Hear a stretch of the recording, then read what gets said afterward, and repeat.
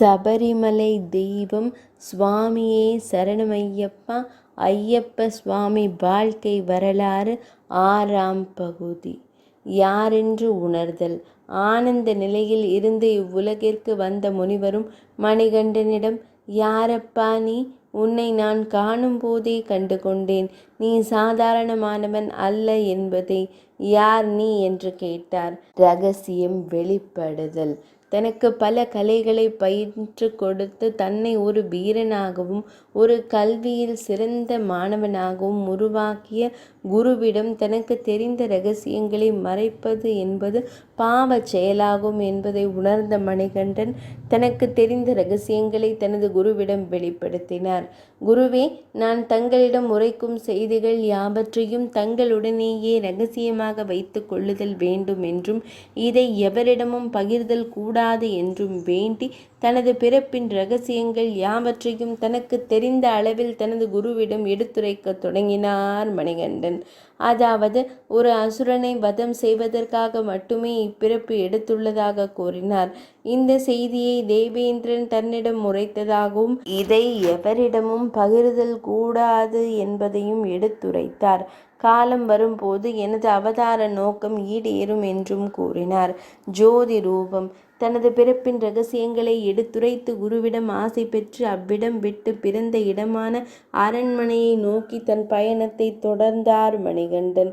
மணிகண்டன் செல்வத்தை பார்த்த குருவானவர் தன் ஆசிரமத்தை விட்டு ஒரு ஜோதி ரூபமாக செல்வதாக தனது அகக்கண்ணில் கண்டு, யான் என்ன பாக்கியம் செய்தேன் என்று தனது மனம் பூரிப்படையும் வகையில் மிகவும் ஆனந்த நிலையில் மகிழ்ச்சி கொண்டார்.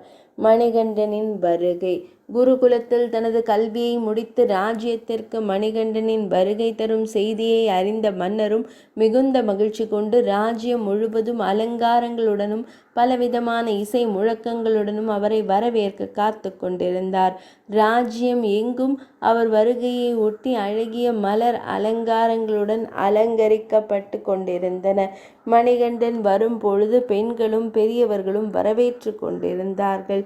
படை வீரர்கள் சூழ மணிகண்டன் அரண்மனையின் நுழைவாயிலை அடைந்து அரண்மனைக்குள் நுழைய முற்படுகையில் அரண்மனையில் இருந்த பெண்கள் அவரை மிகுந்த அன்போடும் பாசத்தோடும் வரவேற்றனர்.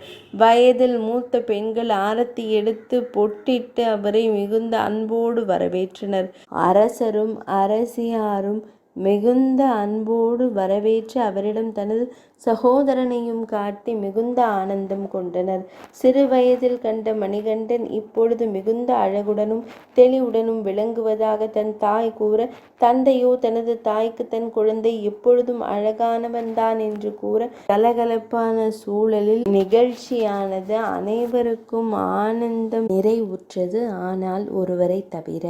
அமைச்சரின் சூழ்ச்சி. அரண்மனையில் இருந்த அனைவரும் மணிகண்டனின் வருகையையும் அவரது கல்வி ஞானத்தையும் கண்டு மிகவும் அலாதி மகிழ்ச்சி கொண்டிருந்தனர்.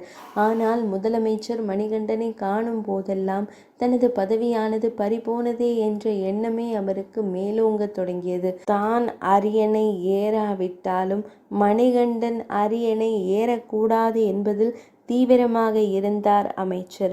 இந்த எண்ணமே அவர் மாபெரும் பாவச் செயல் செய்ய காரணமாய் அமைந்தது. 6ஆம் பகுதி நிறைவடைந்தது.